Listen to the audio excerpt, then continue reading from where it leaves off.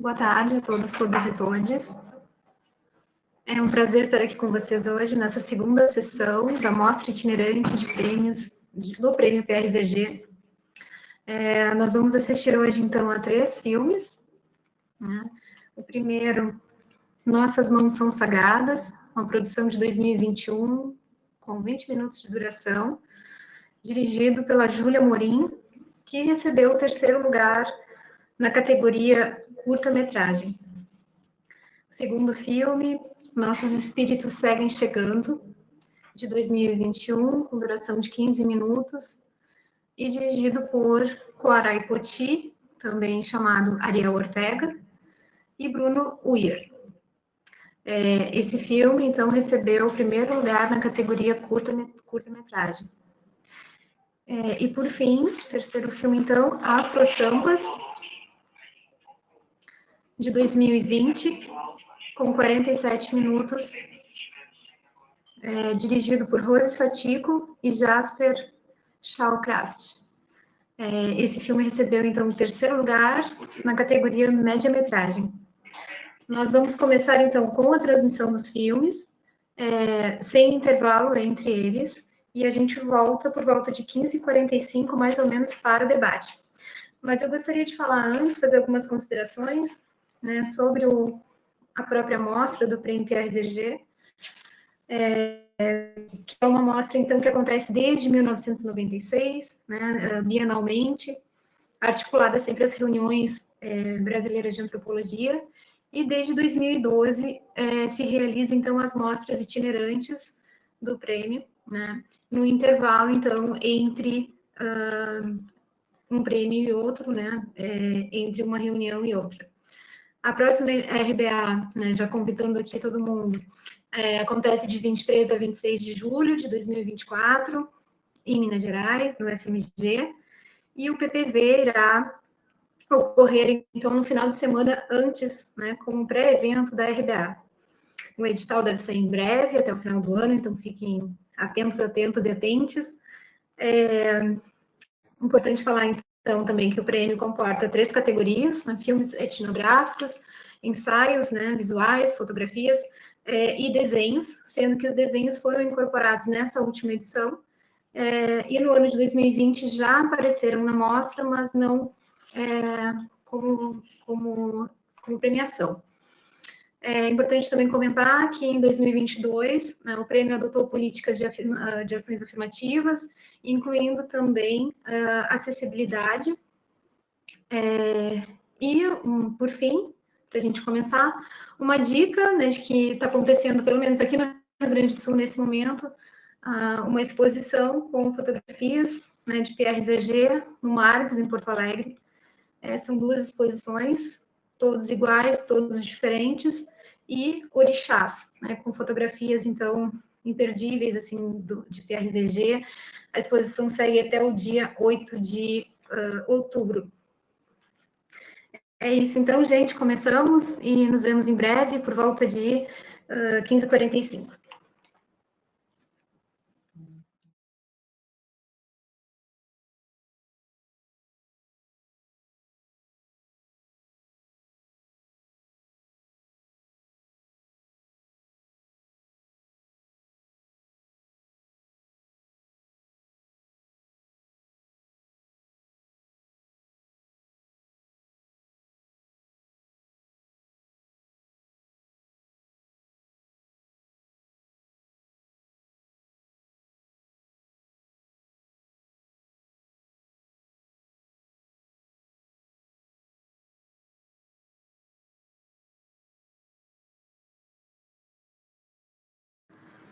Então, voltando aqui, depois desse momento tão especial, com esses filmes tão afetivos, importantes, politicamente também, pensando nas questões, né, que foram abordadas. Eu queria comentar, que eu não disse no início, né, que essa mostra itinerante está acontecendo, né, em parceria com o Labore, né,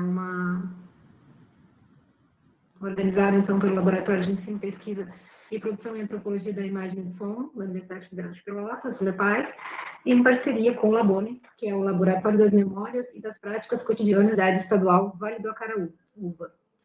Então, queria agradecer imensamente, né, os realizadores e as realizadoras que estão aqui presentes para o debate. Parabenizar mais uma vez, né, Légio, poder ter esse momento de conversa também com vocês. E eu queria apenas lançar, então, uma questão mais geral, né, para a gente pensar junto, né, que seria em relação aos desafios enfrentados por vocês, né, durante a produção desses filmes, sendo que eu imagino que a maioria foi produzida também durante a pandemia, né, ou foi atravessada em alguma medida pela pandemia. Por exemplo, os equipamentos, né,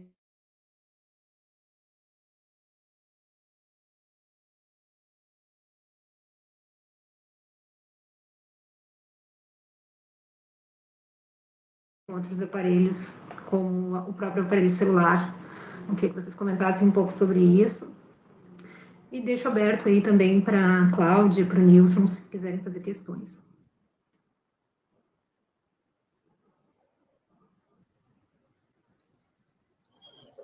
Boa tarde, Júlia, imenso prazer te receber aqui. A Rose, eu não sei se já entrou também, acho que... Não, a Rose ainda não entrou. O Bruno está aqui. O Bruno está aqui também. Então, temos 2 dos realizadores.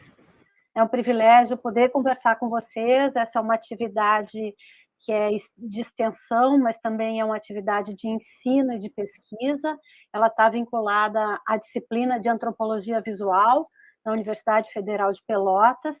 E também, como disse a Daniele, ela está congregando 2 laboratórios, um do extremo sul do Brasil, né, a Universidade Federal de Pelotas, e outro do Ceará, né, o Labome, da Universidade do Vale do Acaraú, sob coordenação do professor Nilson Almino.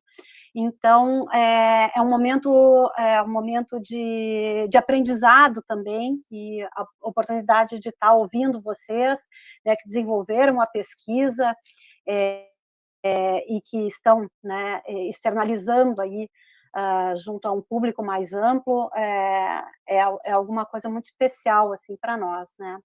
Então, eu queria saber de vocês, afinal de contas, para que serve a antropologia?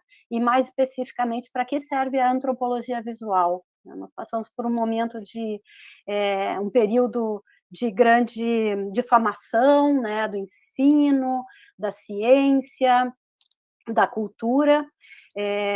A antropologia foi uma área especialmente atingida, né, por lidar com sociedades, com povos nativos, com sociedades marginalizadas, né?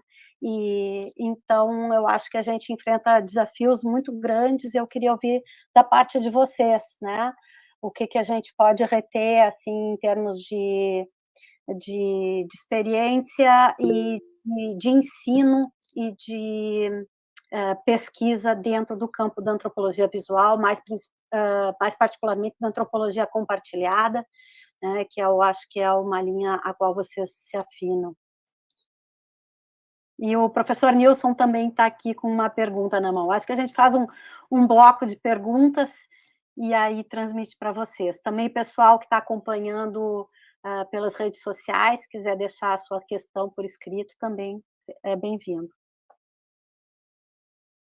Bom, primeiro eu queria agradecer aí a oportunidade, né, de estarmos juntos aí nessa atividade. Dar uns parabéns aí para o Bruno, para a Júlia, né, para a Rose. Eu acho que a Rose não entrou ainda, né? Até porque eu acho que eu fiz uma certa confusão, eu coloquei lá no YouTube que nós voltaríamos 16 horas, né? Então ela deve estar chegando ainda. E aí eu queria só assim perguntar, né, para o Bruno e para a Júlia, e depois se a Rose puder comentar, eu posso repetir a pergunta. Qual é, já que a Cláudia perguntou sobre a antropologia, eu queria perguntar sobre qual é a vantagem ou desvantagem de trabalhar com audiovisual no campo da antropologia, né? Eu queria que vocês comentassem e também falassem um pouquinho sobre as escolhas estéticas de vocês. E a Daniele já pediu também, né, para vocês falarem um pouquinho sobre como foi, né, a atividade de campo, né, como é que foi o processo da pesquisa, né? Então era isso. Muito grato aí pela presença de vocês e obrigado aí pela oportunidade e vamos ouvi-los, né? E parabéns pelo filme.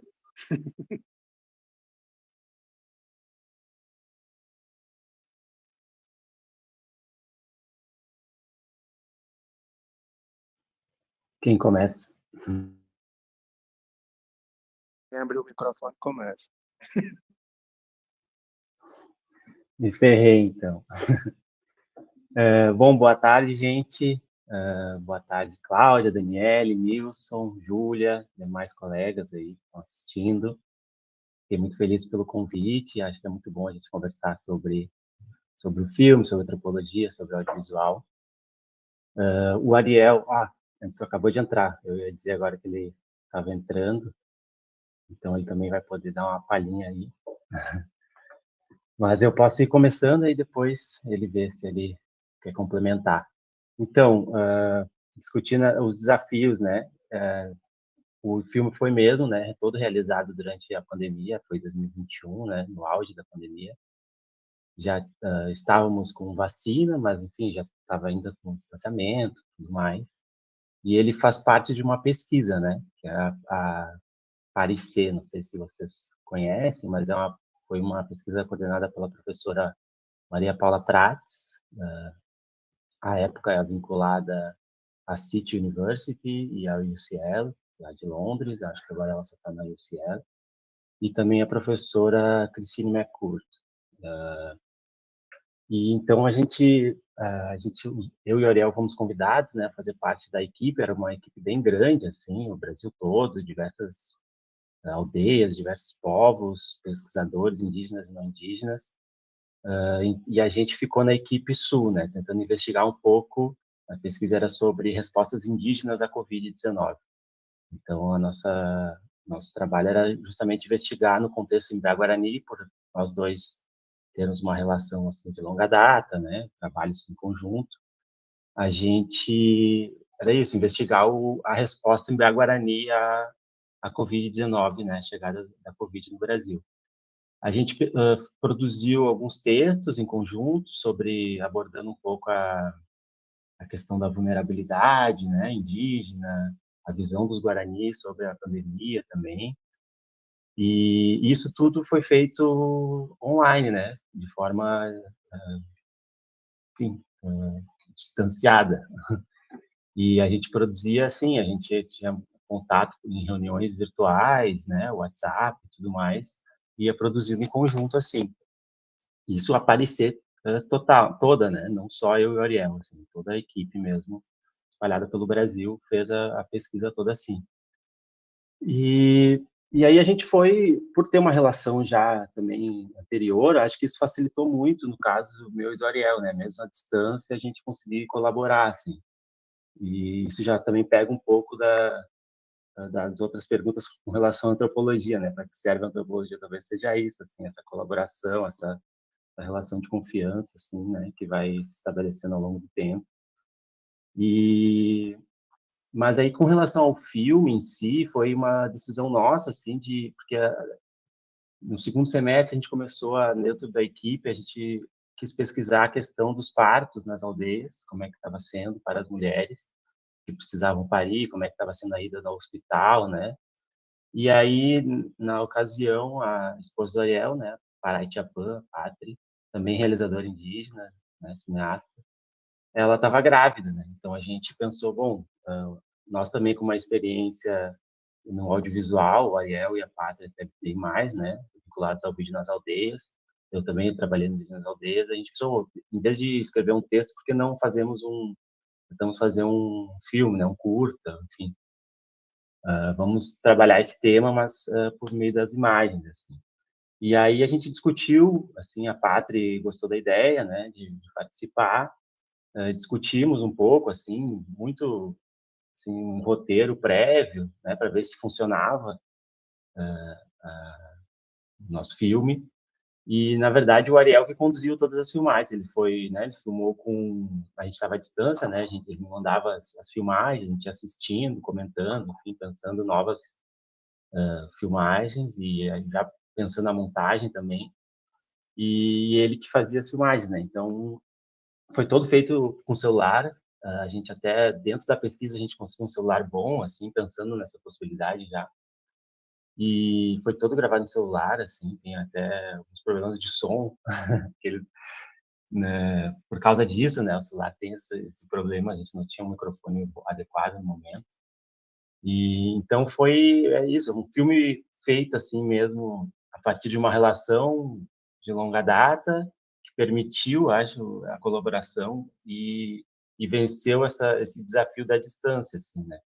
E eu diria também que a prática de já ter trabalhado com audiovisual juntos, assim, a gente eu trabalhei no filme do Ariel, que ele fez lá com a família dele, na aldeia, na Argentina, então a gente já tinha de alguma forma um modus operandi, assim, já conhecido também, isso tudo facilitou um pouco esse trabalho à distância, né, que seria bastante difícil se não tivesse isso.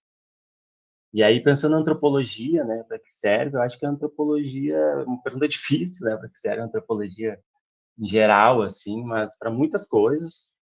Eu gosto de pensar como uma possibilidade de experimentar um pouco outros pontos de vista sobre o mundo, né, se transformar com esse experimento, digamos assim. E, e acredito muito também nesse trabalho colaborativo, acho que ganhamos todos, né, acho que são sempre possibilidades de criação diferentes, e eu acho que eu não sei, eu vejo assim, seria, inclusive esse trabalho seria impossível sem a antropologia, assim, a formação que eu passei, enfim, a próprio também, como o Ariel lida com as pessoas que vêm da antropologia, eu acho que o Ariel já está acostumado também, já entende, né, como é que funciona. Enfim, acho que seria impossível mesmo sem todo um trabalho de antropologia anterior, assim, em termos de produção intelectual, em termos das relações humanas, enfim. E eu acho que a antropologia visual tem essa potência também, nesse sentido de experimentação também do outro, assim, e a potência da visibilidade, digamos assim, eu vejo muito assim, comparando com produções acadêmicas não visuais, a coisa de divulgação, difusão, né? Acho que se ganha muito com isso, assim. E eu vejo o próprio, né, o Ariel, enfim, amigos que eu conheço que também lidam com essa produção acadêmica textual e a produção visual, assim, eu acho que também se interessam mais pela visual, assim, poder compartilhar, né, as pessoas verem. Eu e o Ariel já, enfim, esse filme teve uma repercussão gigante, assim, foi para Londres, foi em vários festivais, assim, coisas que às vezes com um texto a gente não consegue fazer, né? E, e eu acho que é isso. Não sei se o Ariel quer complementar com alguma coisa também. A gente pode ir falando, falei muito tempo, não sei.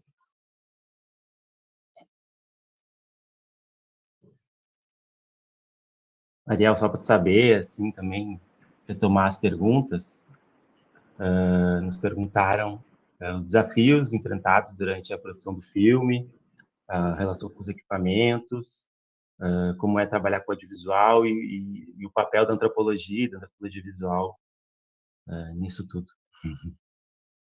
Não sei se eu resumi bem as perguntas, me corrijam. Não, tá ótimo, Bruno, isso mesmo. E a gente tem até às 17, tá? Para seguir com a nossa conversa. Fica à vontade, Ariel. Boa tarde a todos, tudo bem? Espero que estejam bem. Por aqui tudo certo. Eu sou Ariel, sou Guarani, moro aqui na aldeia Coenju, São Miguel das Missões. Bom, como o Bruno falou já um pouco, e realmente acho que esse filme foi uma coisa muito especial, porque foi foi também numa situação que foi novo, né? Era novo para mim, também para toda a comunidade. E a gente não sabia. Quando me convidaram para participar dessa pesquisa, eu primeiramente não aceitei, né? Porque eu nunca tinha trabalhado daquela forma, né? À distância e eu estava sem celular. E aí então isso foi um desafio para mim depois. Aí o Bruno insistiu um pouco, porque a gente já se conhecia também. E eu conhecia também que é a coordenadora Maria Paula, né, já há bastante tempo também.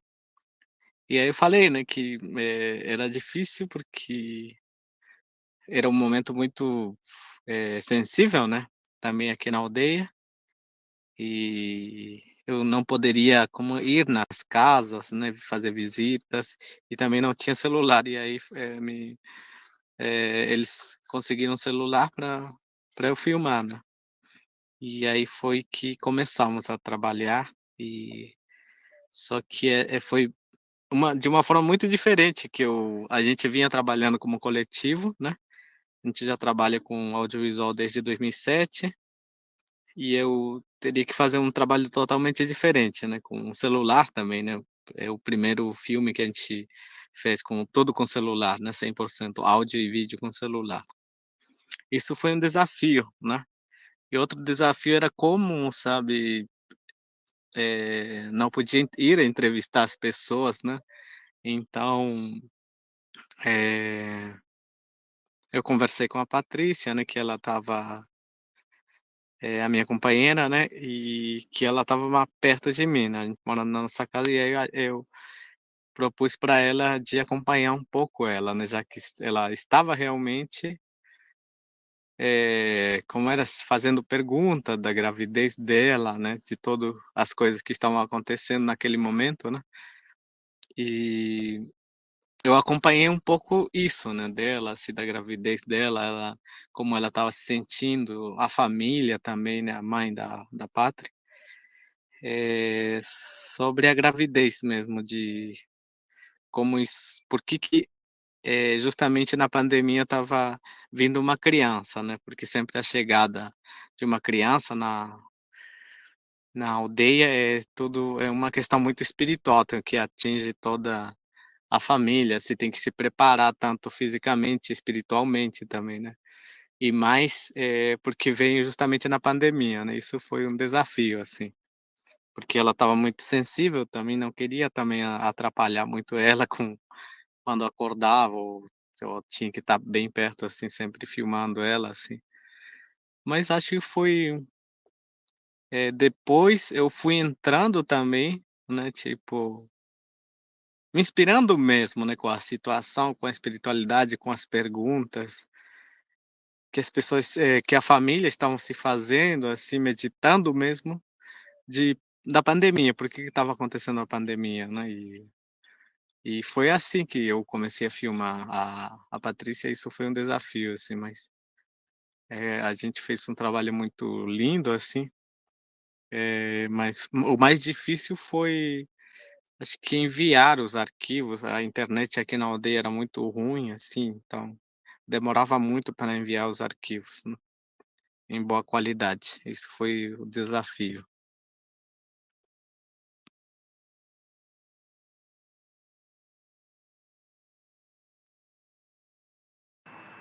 Muito obrigada, Ariel. Não sei se mais alguém gostaria de fazer algum comentário.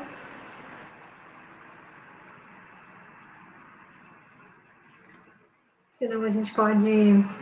vou repetir aqui as questões, porque a Rose chegou depois. Bem-vinda, Rose, um prazer estar aqui com vocês, um privilégio. O Ariel também, não tinha cumprimentado ainda. A gente fez algumas questões relacionadas à produção, né, no sentido de desafios que vocês encontraram durante esse processo de produção, desafios também, questões relacionadas ao campo, né, ao tempo envolvido, né, na produção, e, por fim, aos equipamentos, né, até que ponto equipamentos mais democratizados, por exemplo, né, como o celular, que o Ariel acabou de falar agora, em que maneira, em que medida eles repercutem sobre a qualidade do filme, né? Se ainda é uma questão, a necessidade de equipamento, que a gente sabe que acaba sendo uma coisa uma barreira muitas vezes, né? Sobretudo para quem está começando e não tem financiamento. Então, seria isso. E a Cláudia perguntou, então, para que serve a antropologia, né? Ou qual o papel da antropologia e o lugar do filme etnográfico atualmente.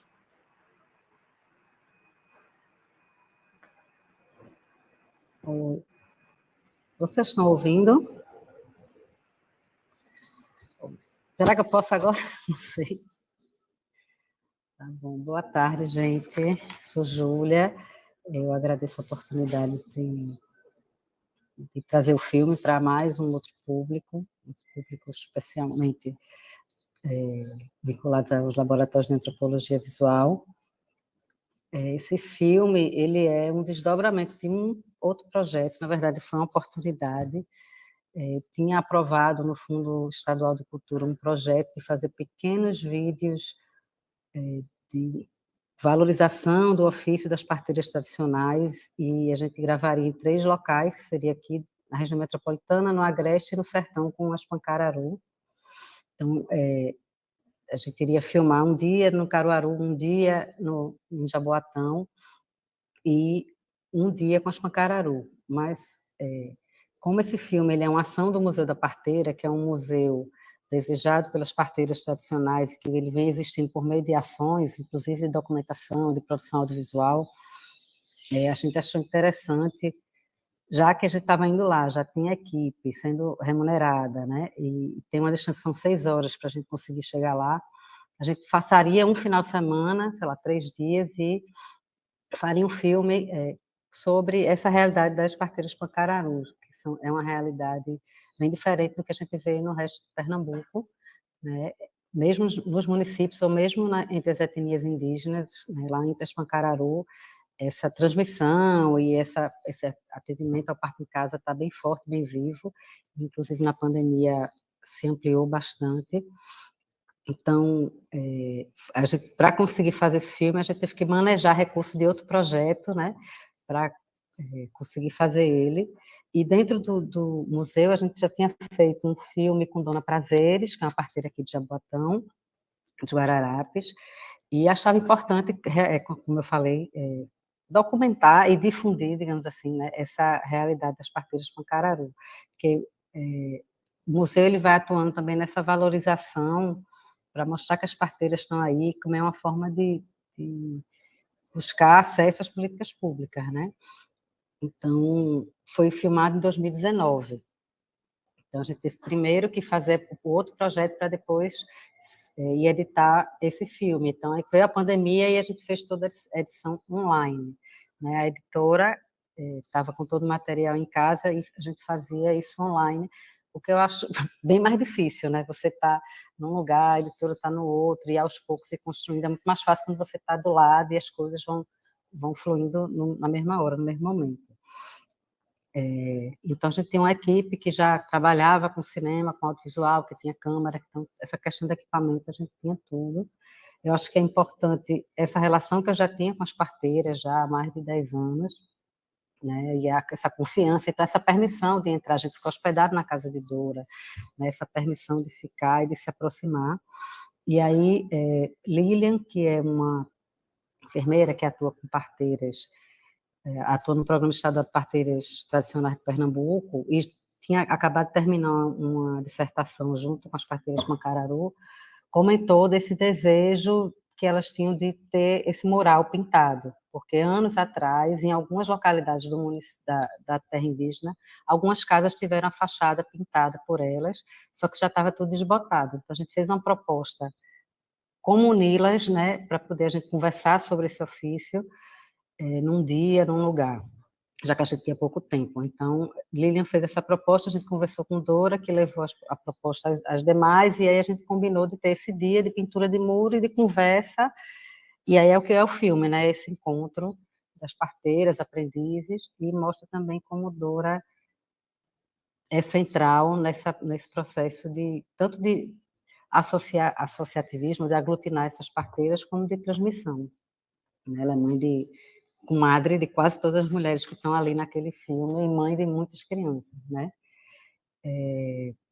Então tem um pouco esse caráter, o filme tem essa pegada talvez um pouco militante, não sei se fica assim, mas de tentar documentar e de mostrar, porque a realidade da assistência obstétrica no Brasil é horrível, né? Então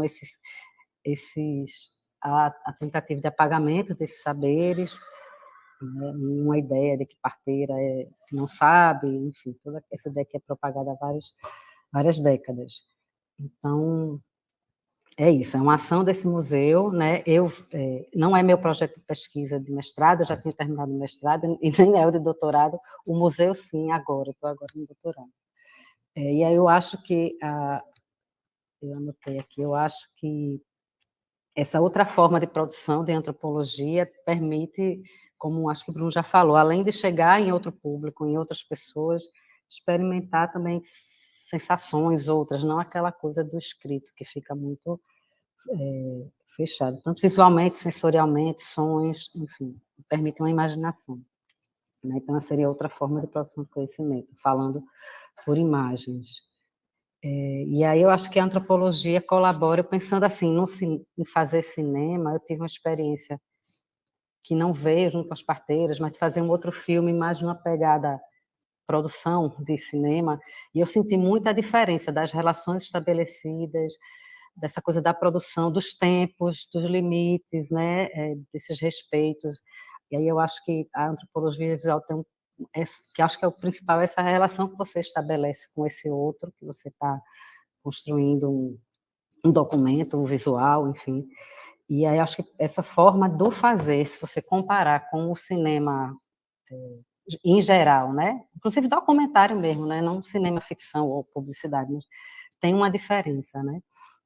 E aí de trazer também um olhar que, e no caso das parteiras, eu acho que pensa um pouco desse, a gente tem que mostrar que há outras formas de parir e de nascer, não urbanas, não hospitalizadas, não brancas, mostrar essa pluralidade de existências, e acho que talvez tensionar também. E a pergunta do Nilson, eu não anotei direito, era vantagens e desvantagens, e aí eu não consegui anotar, Nilson. Se você puder repetir depois. É sobre o uso do audiovisual na antropologia. Né? Sim, sim.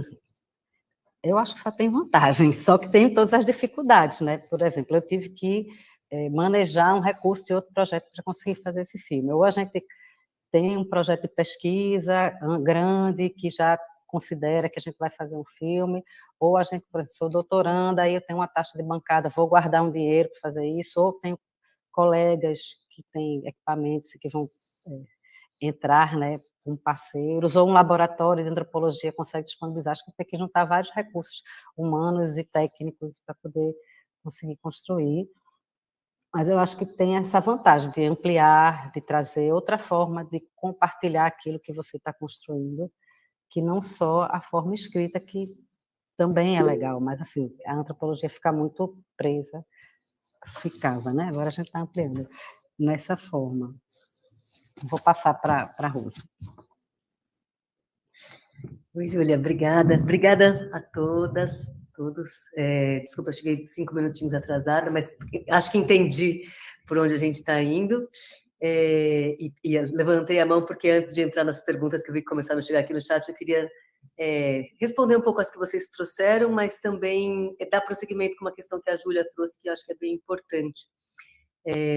Bom, então, começando com o nosso filme, né? Jasper não vai poder estar aqui comigo, com a gente, mas mandou um abraço a todos. E o Afrosampas é um filme, é o terceiro filme de um projeto que começou em 2016, de investigação dessa presença artística, criativa, africana no Brasil, sobretudo em São Paulo, na cidade onde eu vivo e realizamos a pesquisa, né?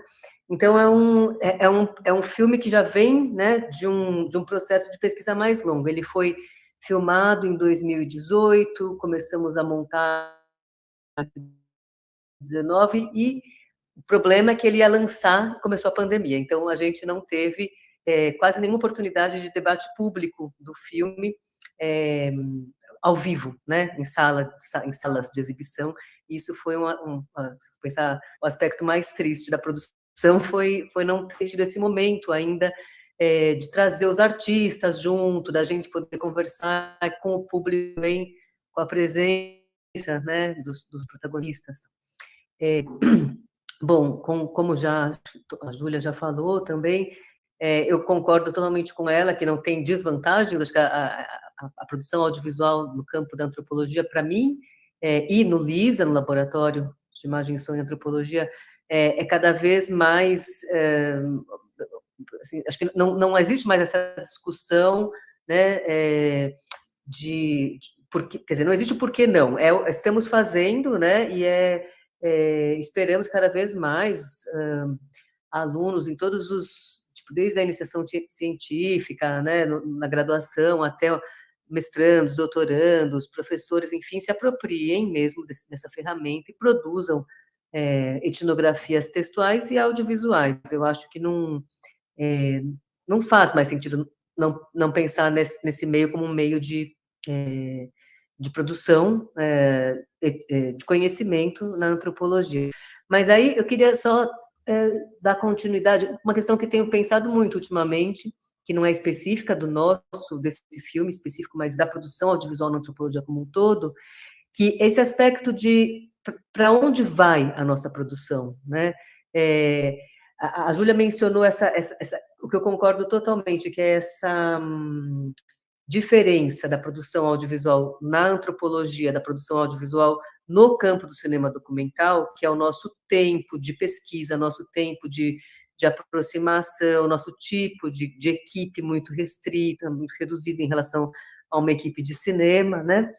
Mas eu acho que uma coisa que a gente, e vendo as produções, acabei de assistir os 2 filmes também, que eu não tinha visto ainda, dessa sessão, vendo as nossas produções, né, a questão que fica para mim é para onde, como estamos e como podemos nos apoiar enquanto laboratórios, grupos, Associação Brasileira de Antropologia, seja o que for, como podemos ampliar o alcance dessa nossa produção, né?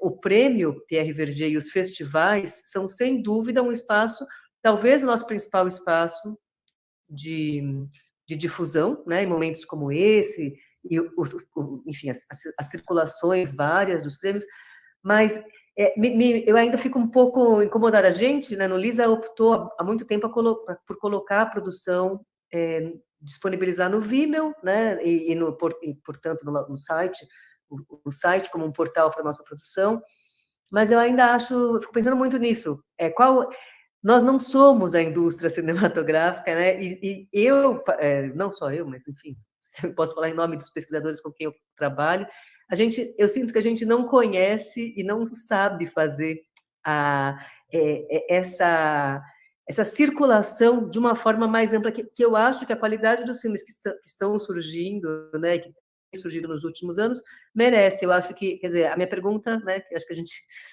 poderia pensar como um grande desafio, né, de um momento contemporâneo da produção audiovisual na antropologia, é como circular essas nossas produções além dos festivais, onde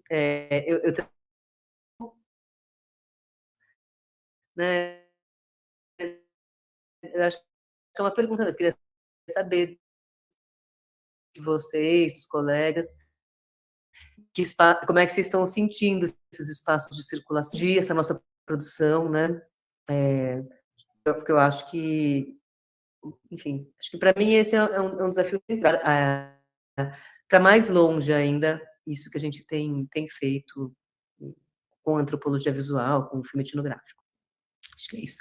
Bom, agora eu estou chegando na discussão, depois surgem novas questões.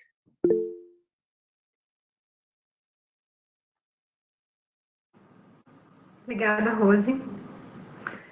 Acho que essa é uma questão realmente super, super pertinente, super importante, né? Quando a gente pensa também em divulgação científica, né? Em restituição, acho que são coisas que também passam por aí. E os desafios mesmo, né? De como trazer isso ao público, assim, para outros públicos, né? Também pensando em ensino médio, ensino fundamental, né? Enfim, fazer chegar na casa das pessoas, nas comunidades, né? Não sei se não teria uma resposta nesse momento, mas acho que é uma questão que a gente precisa se colocar, né, na busca justamente de estratégias para que isso aconteça, né?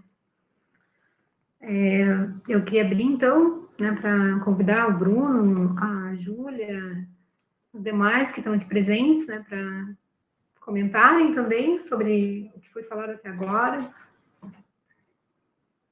Fiquem à vontade. Acho que o Nilson está com a mão levantada, é isso? Para mim está. Eu queria, se fosse possível, só fazer um comentário. Pode ser? Não, essa questão que a Rose levantou, eu acho muito importante, né? Inclusive é uma preocupação muito grande minha, né? Aqui. E a gente está tendo uma experiência interessante, que a Cláudia até conhece, né? Já veio aqui presencialmente, né? Para visualizar, que é de circular, né? Com os filmes exatamente nesses locais que foram mencionados aqui, né? Escolas de ensino básico, ONGs, bairros periféricos, né? Que é uma atividade que a gente batizou de visualidades, né? A gente tem uma vantagem aqui dos nossos alunos serem de vários municípios aqui perto de Sobral. Sobral é uma cidade média, né? E os municípios ao redor são cidades pequenas, né? Comunidades rurais, né? E a gente tem feito esse esforço de tentar circular com os filmes. A própria mostra do Pierre Verger, né? A própria mostra itinerante do Pierre Verger, a gente tem feito quase todos os anos. A gente tem selecionado os filmes da mostra e tentando circular. E eu acho isso super importante, sabe? Eu acho que isso que a Rosa está colocando aqui é uma coisa que a gente deveria discutir, inclusive no próprio comitê, né, de antropologia visual, de como a gente, enfim, democratizar, né, o acesso aos nossos trabalhos, né, aos trabalhos de todos os laboratórios que estão na rede. Enfim, eu acho que isso é fundamental. Então, eu queria só reforçar essa questão que a Rose colocou e também dar o meu depoimento com relação à nossa experiência, que quando a gente chega nesses lugares, as pessoas gostam de ver, né? São documentários, né? E mesmo assim as pessoas gostam de ver porque elas se sentem identificadas com aquilo, né? Geralmente a gente está trabalhando com periferias, com questões indígenas, né? Com quilombolas, enfim, coisas que são muito trabalhadas na antropologia, que são muito próximas a essas pessoas, né? E elas gostam, dialogam, debatem.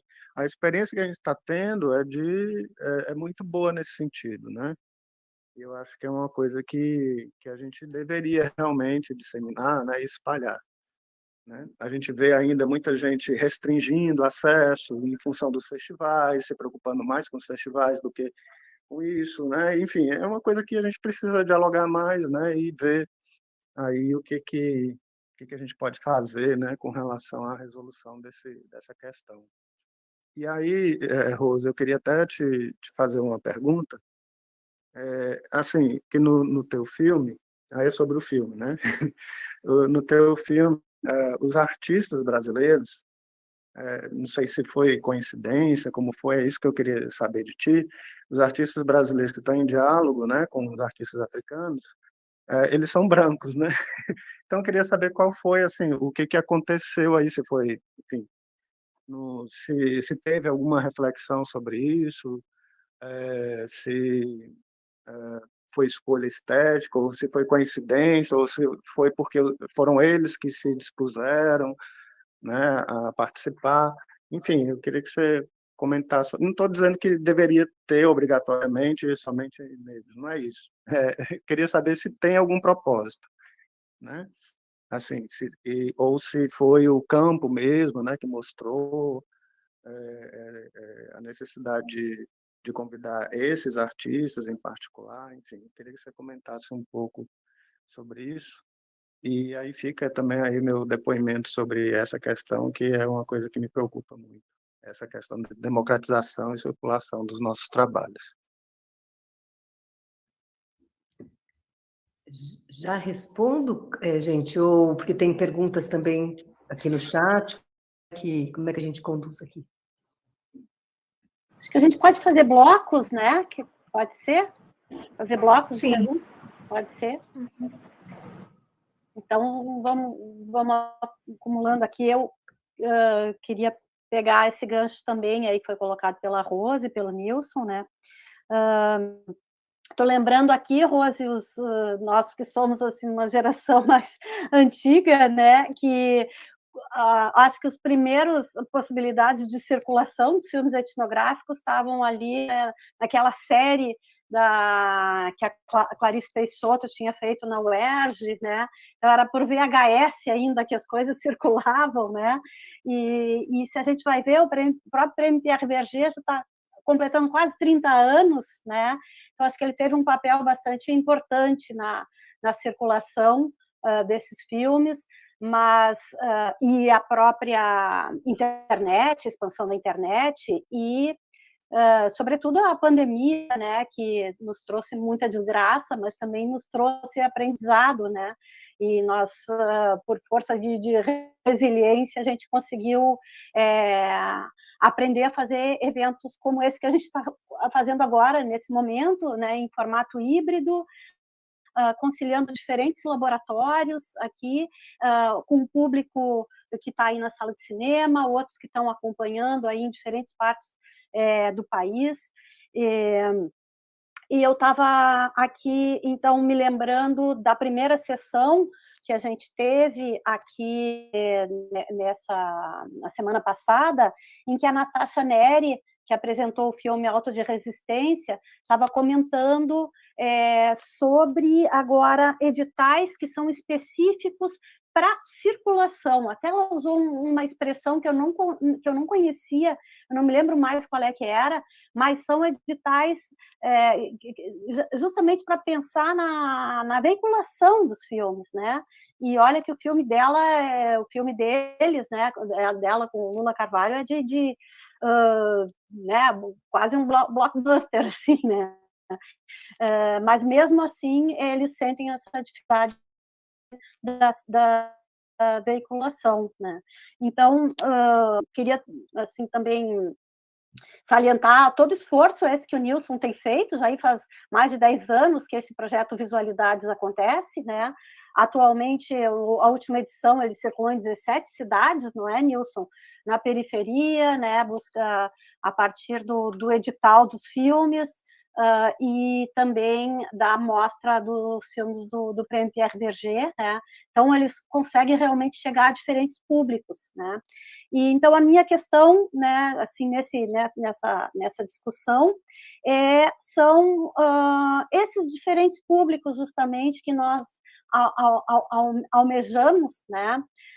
E, acima de tudo, as pessoas com as quais nós fizemos os filmes, né? Quer dizer, esse compromisso ético da antropologia de restituição para as próprias pessoas que fizeram parte da pesquisa, né? Nossos interlocutores de pesquisa, né? Então, acho que é alguma coisa também muito especial tu conseguir encontrar uma linguagem que atinja tanto as parteiras lá, né, ou as próprias aldeias, né, ou que circule nos continentes, né, assim como o teu filme, Rose, né, e para além dessa restituição aos interlocutores, também públicos amplos que vai do secundário ao acadêmico, as comunidades, né? Então, é um desafio de linguagem também, de encontrar linguagem que seja, que atenda esses diferentes públicos, né? E nisso entra também essa questão, que eu acho que é muito específica da antropologia, essa maneira de fazer antropologia, que é através de um compartilhamento, né? É um saber que é construído de forma compartilhada. E nos filmes de vocês a gente vê diferentes graus de participação, né? Desde do filme do Bruno ali, onde tem uma intimidade incrível, né? Que só seria possível mesmo com um membro da família, eu acredito, né? Então, assim, nos filmes de vocês a gente vê diferentes estatutos da ideia de uma antropologia compartilhada, diferentes níveis, diferentes formas de inserção, né? Então, são algumas coisas aqui que eu fiquei pensando, né, nos comentários de vocês, né, e jogo aí esse fluxo de ideias, e eu acho que também a gente pode trazer a pergunta da Maria Cíntia Pio aqui no chat, que é: ô, Júlia, essa relação de comadres, mãe e filho, tu pode falar um pouco mais sobre ela? Que, de alguma maneira, eu acho que converge também para a minha questão, que é a questão do compartilhamento, de um saber compartilhado, né, de intimidades, né, que acabam transparecendo aí no filme. Posso responder?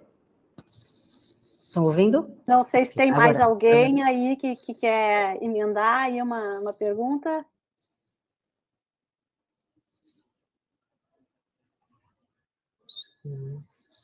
Depois. Então, Cíntia, conheço a Cíntia daqui, de Pernambuco. Elas estabelecem essa relação, que é uma relação de comadrio, né? Como elas dizem no filme, né? Para a parteira atender a mulher tem que confiar nela, a família tem que confiar nessa parteira. E uma vez que ela tem acesso a essa família, uma vez que ela pega essa criança, a mulher se torna a comadre da parteira, a parteira comadre da mulher, e a criança se torna o filho, às vezes neto, depende, muitas vezes de pegação, de umbigo daquela mulher. E a mulher mãe, vó, às vezes madrinha, né? A maioria das vezes é mãe e madrinha. E aí eles estabelecem uma relação de cuidado, que não vai só na gestação e parto, mas continua puericultura, cuidado com a família como um todo. Enfim, ela é uma referência não só de saúde, mas de questões familiares. Enfim, é uma sábia a quem as pessoas procuram na comunidade. Não sei se respondi. E em relação à difusão da produção, né, você falou que tem o edital aqui de Pernambuco, ele tem a categoria que se chama distribuição, né, que é para acessar, geralmente é para longa-metragem, né, para acessar salas de TV, enfim, ter recursos para isso. O que eu venho fazendo é escrevendo em festivais, em mostras, enfim. Eu acho que cineclubes é bastante interessante você acessar e distribuir para cineclubes. Os filmes estão online, estão no site do Museu da Parteira. Aqui eu consegui que a TV Pernambuco, que é a TV, chegar na TV pública, eu acho que é legal, porque chega em muita gente. Então, acho que uns 2 filmes foram para a TV pública, né? Um já no projeto, a gente já diz que vai, já pega uma carta que a TV exibe. Teve um outro que a Vídeo Saúde da Fiocruz solicitou para entrar no catálogo, e aí a Vídeo Saúde já faz todo esse processo de distribuição. Então, a Canal Curta, eles já têm essas articulações com a TV Bahia, enfim, eles são a distribuidora, né, na verdade. Então, elas conseguiram, o filme passou em Canal Brasil, Canal Curta, eu acho, ou Canal Brasil, não lembro. E chega também pedidos para ser passado em curso de formação, como tem essa interlocução com a saúde, então chega muito para formação em medicina, formação em enfermagem, grupo de gestante, até antropologia da saúde, e aí eu vou entregando para que ele circule. Mas é uma dificuldade não só de quem está fazendo antropologia visual, mas quem está fazendo filme como um todo, mas acho que fica mais forte ainda para a gente, né, que tem essa especificidade.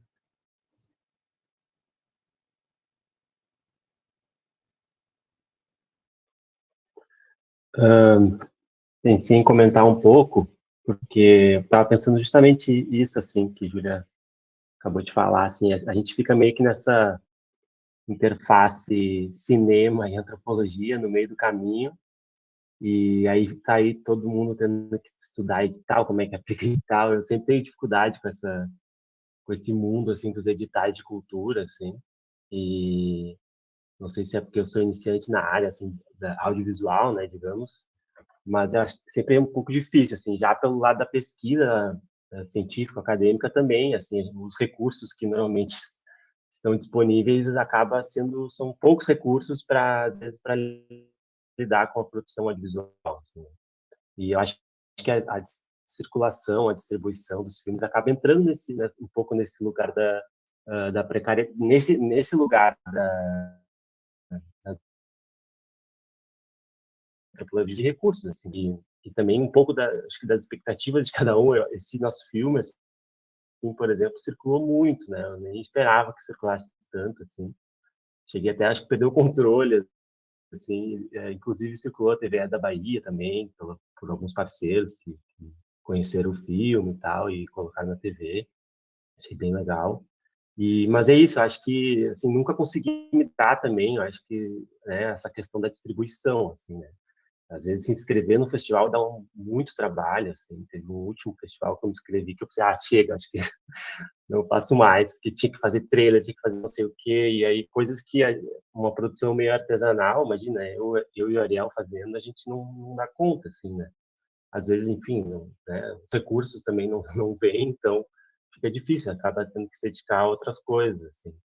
Então, acho que quando a gente está nesse meio do caminho aí entre cinema e antropologia, às vezes é difícil a gente saber para onde apontar para ir atrás dos recursos, né, necessários para fazer a produção, né, para depois fazer a distribuição.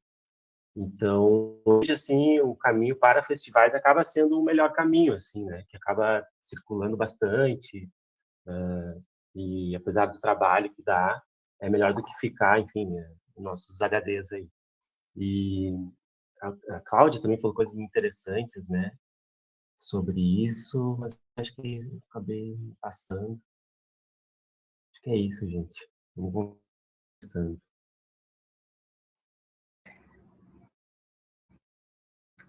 Será que sou eu? Pode ser.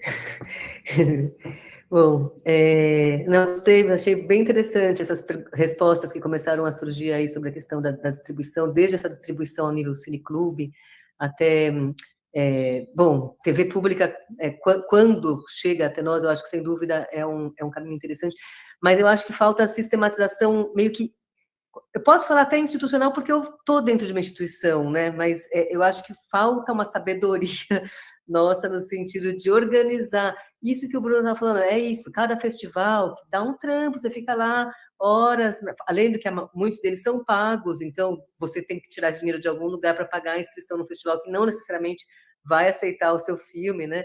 Então, eu acho que é uma questão mesmo a ser pensada, assim como o pessoal do audiovisual tem pensado isso, né, utilizando também de determinados recursos. Então, acho que a gente pode começar a conversar mais sobre isso também nos nossos fóruns, né, como esse e outros, para aprimorar mecanismos, né. Eu sinto que esses editais, os editais de fomento ao audiovisual, têm privilegiado também cada vez mais produções cujos realizadores ou protagonistas sejam exatamente os nossos interlocutores, né? Então, o que para o pessoal do audiovisual às vezes é uma dificuldade de chegar a essas temáticas, para nós é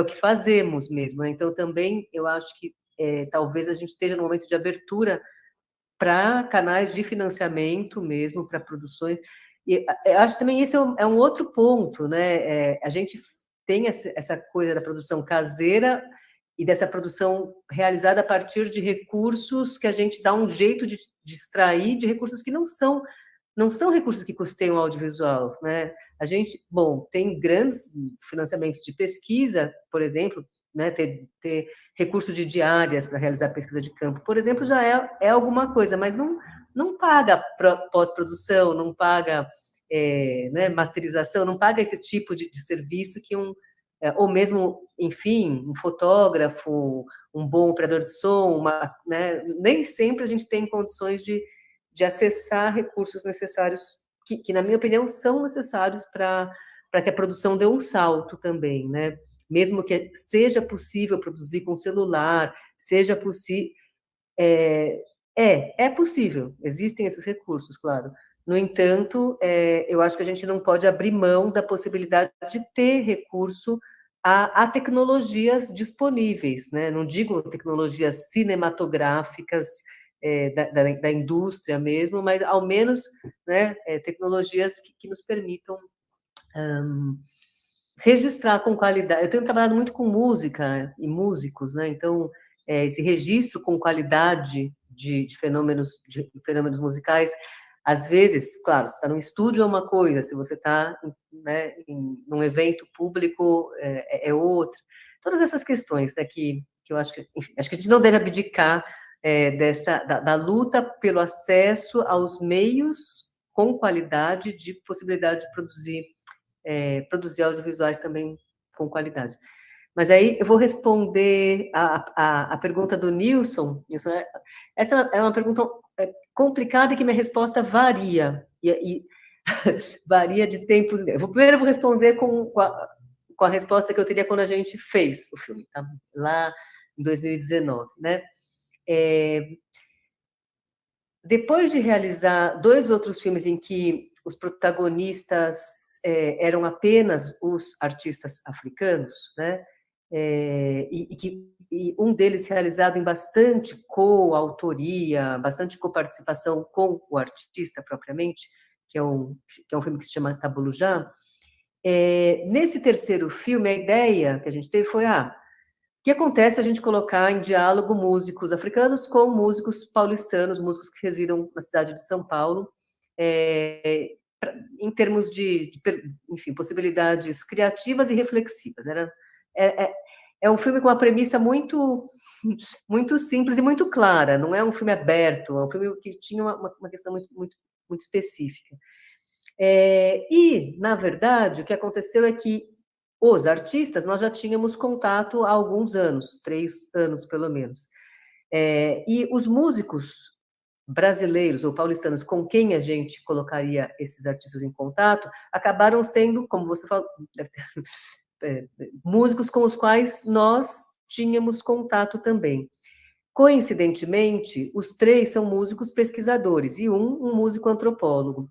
Então, a questão principal que nos levou à escolha desses músicos brasileiros foi menos a questão étnica, racial, do que a questão de serem músicos interessados em músicas africanas e que, coincidentemente, como nós, eram também músicos pesquisadores, e que se propuseram a abrir esse diálogo com os músicos africanos num duplo interesse, por uma curiosidade criativa e musical, por serem interessados de diferentes maneiras em músicas para além da música brasileira, ou para além né, ou, enfim, em alguns casos com alguma interface com a música africana já, e serem interessados em pensar a música a partir de uma pergunta de pesquisa, né? Então, realmente, sabe, depois várias pessoas nos perguntaram isso, por que não músicos afro-brasileiros, etc, etc. E essa pergunta não surgiu de início na minha cabeça, nem do Jasper, e nem dos músicos africanos, nenhum deles, quando a gente trouxe, eu gostaria de fazer um diálogo com tal pessoa. Dito isso, né, Ari Colares é um grande especialista em percussão afro-brasileira, né, e a nossa escolha por colocá-lo em contato com Edo também era uma escolha de vamos colocar Edo, o percussionista togolês, em contato com uma pessoa que está no meio da música brasileira e paulistana, no campo da percussão, até numa expectativa de, quem sabe, esse encontro entre eles gere possibilidades de entrada do Edo nesse mundo, que também a nossa pesquisa acaba virando, além de uma pesquisa, né, eu digo, eu não sou produtora artística nem produtora musical, mas de alguma maneira a nossa pesquisa acaba servindo a essa função, né, de inserir esses músicos com os quais a gente tem contato, em contato com artistas, músicos, cenas com as quais a gente tem. Então também tinha um intuito assim de vamos colocar em contato músicos que, quem sabe, dê uma liga e, quem sabe, vire uma parceria também musical, né? E eram os que eu tinha mais proximidade, vamos dizer assim. Então, essa é uma resposta, enfim, não é uma resposta propriamente, revela que não era uma questão antropológica para a gente, inicialmente, Agora, finalizando o 4º filme dessa série, que a gente vai terminar esse ano, esperamos que esteja em algum festival aí no ano que vem, ou no final desse ano, quem sabe, essa questão surge de uma outra maneira, quando os meus interlocutores africanos começam a questionar esse lugar do afro-brasileiro. E aí, eu digo que talvez minha resposta mudasse se eu estivesse fazendo o filme hoje, porque existe uma tensão entre o afro e o afro-brasileiro. E essa tensão, talvez, inconscientemente, tenha sido a que não me levou, ou não nos levou a introduzir o afro-brasileiro como um interlocutor de primeira com os meus interlocutores africanos. Mas isso é uma questão que, enfim, nem vai ser necessariamente trabalhada nesse próximo filme, mas é uma questão de pesquisa que está surgindo bastante relevante, essa tensão entre expectativas do afro-brasileiro e do africano, que não são as mesmas, e não são as mesmas pautas, não são as mesmas pautas culturais, artísticas e políticas. Eles têm pautas diferentes, pensando esses enquanto movimentos, né? Então, cheguei a apresentar o grupo do Togo, eu introduzi para um grupo de artes afro-brasileiras com o qual eu tenho contato antes de fazer esse filme. Teve resultados interessantes, mas teve conflitos também, e eu acho que esses conflitos têm a ver com essas pautas que são pautas tensas entre dois movimentos culturais e políticos diversos também.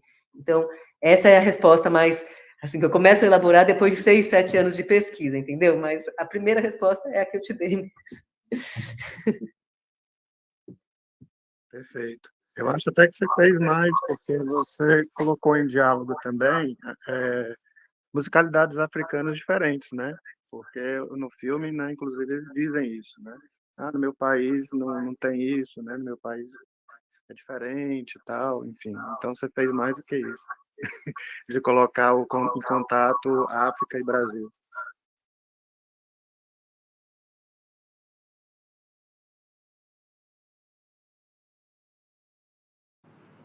Uma coisa que eu fiquei pensando aqui a partir da fala de vocês, né, sobre essas questões que vêm depois da produção do filme, né, também depois da produção do texto, mas dos textos etnográficos, mas aqui pensando no filme mesmo, é que o filme acaba continua se desdobrando no tempo, né, após a sua realização, após as suas primeiras exibições.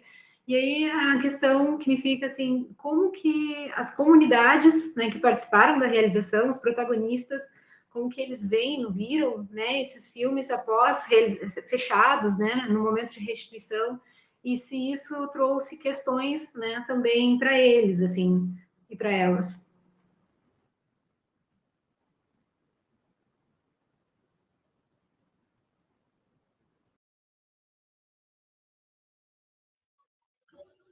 Eu posso começar? Por favor. Então, com relação digamos, ao filme pronto, né, ao retorno, digamos, no caso, o retorno foi quase automático, né, porque era a esposa do Ariel, né, no caso, mais, digamos, a protagonista do filme, e o filho deles, que chama Dionísio, né, o Ariel, inclusive, teve que sair, me mandou uma mensagem aqui, não sei se todo mundo notou, mas o Dionísio hoje já está com, 2 anos, e então...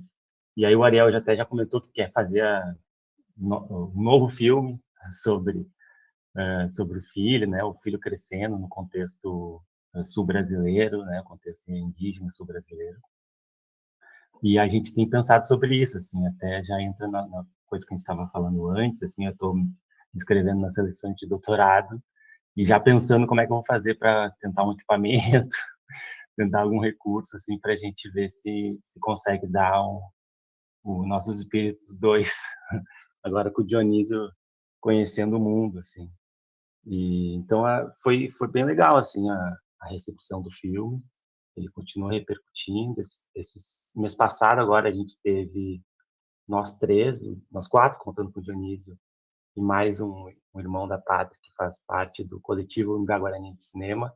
A gente teve no Amapá, fizemos foi bem legal, uma formação audiovisual com os Wayampi, então também o filme eles viram também, né, os Wayampi, E aí foi muito legal, assim, essa troca de cineastas, realizadores, comunicadores indígenas, assim, não indígenas. E, enfim, o filme tem muitas potencialidades, assim, né, a produção indígena, né? Eu acho que a gente mal começou a arranhar essa casquinha, assim. O filme também participou do primeiro Festival de Cultura e Cinema Indígena, no passado também. A gente ganhou o festival. Então, a recepção tem sido boa, assim, digamos, no núcleo familiar, no núcleo da aldeia e também num contexto mais amplo indígena, assim.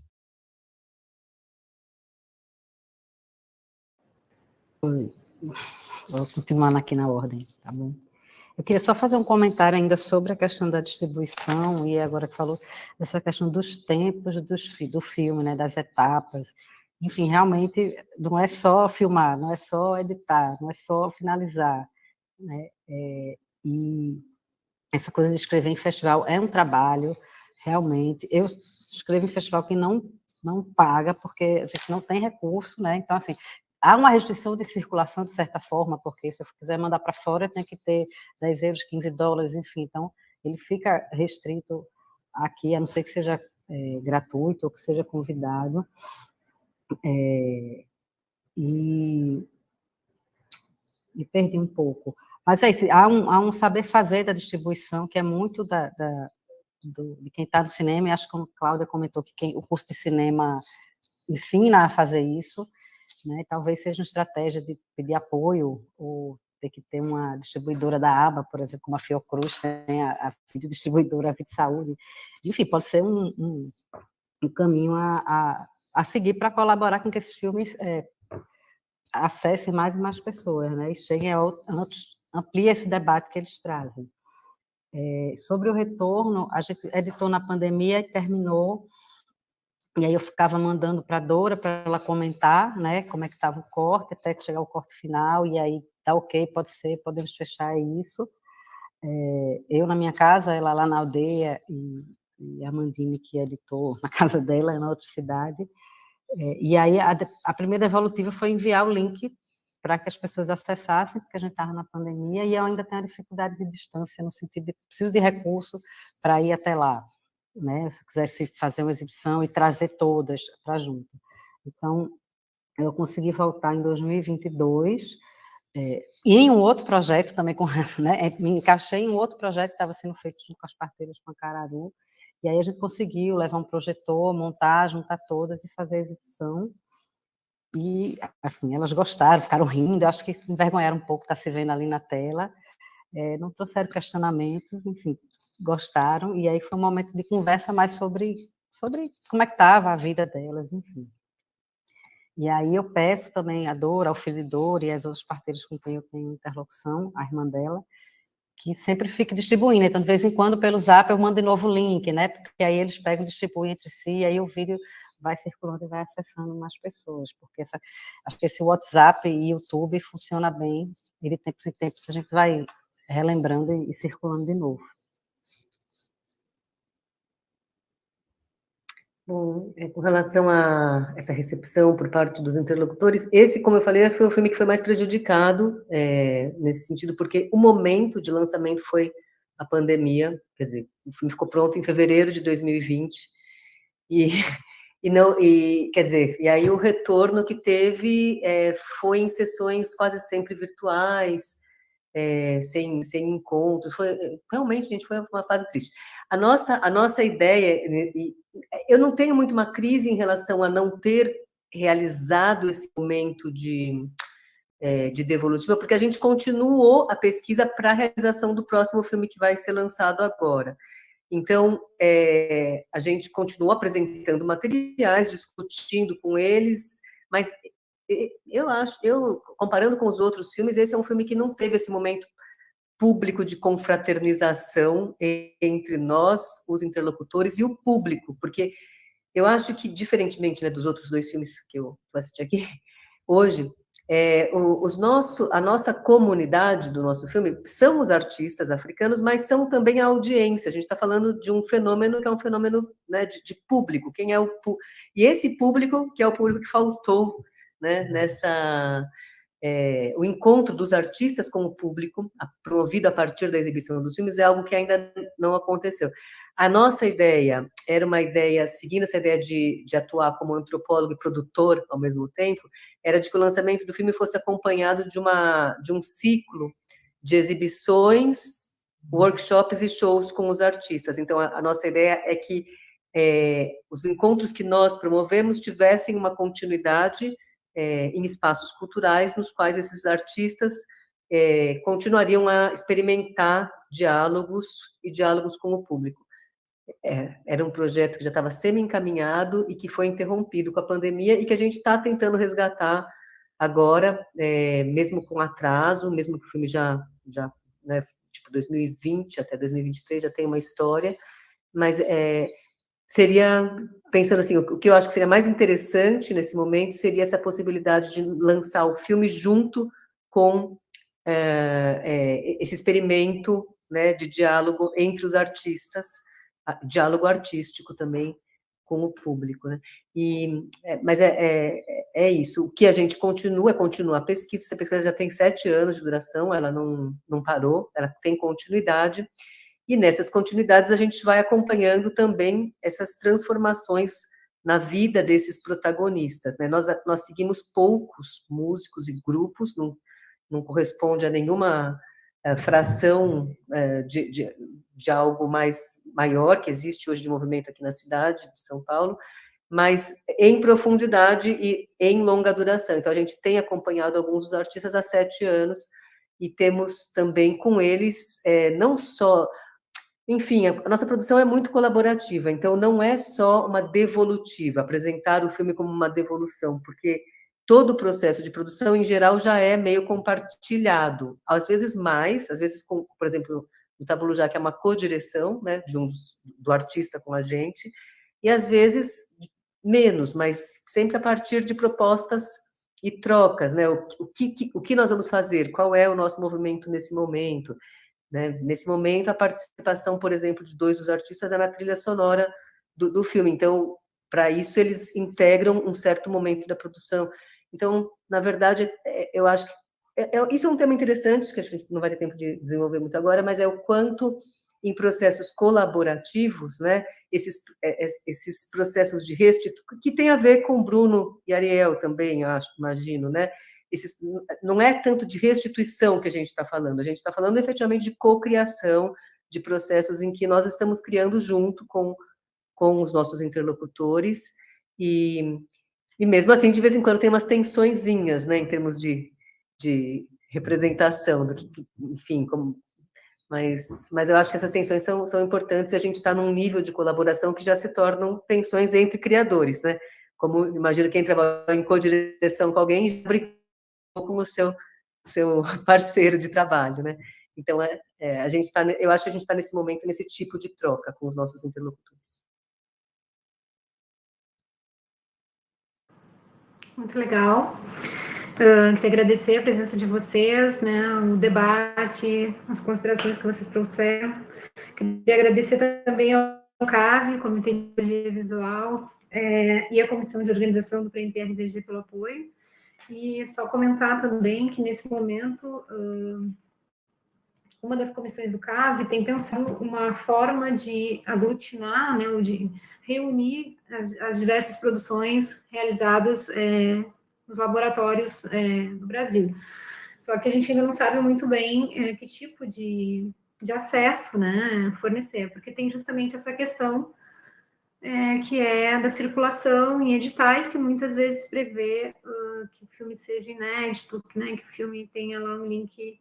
Então, talvez não seja possível, mas aí fiquei pensando no que a Júlia disse, né, na distribuidora da Fiocruz, talvez estratégias, né, para assistir durante um período, alugar, não sei, tornar acessível de uma forma que também permita, né, os realizadores e as realizadoras continuarem participando desses festivais, desses eventos, enfim, e trazer isso, fazer circular mais também entre nós, né, porque às vezes acaba muito restrito à própria equipe que trabalha, né, as pessoas que trabalham com antropologia visual, e muitas vezes não circula entre os outros núcleos, né, entre os outros campos, assim. Mas, enfim, queria agradecer de novo, né, e dizer que na semana que vem tem mais. Não sei se a Cláudia quer falar alguma coisa, Milson? Não, não é na semana que vem, é na outra. A gente falha uma semana, é na próxima. Tá bem. Não, só queria agradecer a Júlia, o Bruno, a Ariel, a Rose. Um privilégio realmente ouvir vocês. Tá? Dá muita esclarecimento, muita inspiração para a gente. Parabéns e longa vida aí aos filmes de vocês. Eu também queria agradecer aí a participação, foi muito boa essa discussão hoje. Eu estou com um probleminha aqui de áudio, que eu estou com 2 equipamentos juntos, aí fica essa microfonia. Então, muito grato aí, gente. Obrigada por todos, a todos e por tudo. Foi ótima a conversa, obrigada. Eu agradeço mais uma vez a oportunidade e desejo sucesso aí no restante das sessões. Também, gente, obrigado por tudo. Adorei estar com todos e todas. Valeu. Até a próxima. Gente, só resgatando essa questão do próximo encontro, a princípio o próximo encontro é sim na próxima semana e a gente pula a semana do dia 25. Não é isso? Mas a gente vai divulgar durante a semana, tá bom? Fiquem ligados nos nossos canais. É isso. Tô perdida no cronograma. São 3, daí pula 1. Obrigada, Dani. Isso aí. Beijos, então. Obrigada, gente. Até a próxima. Tchau, tchau.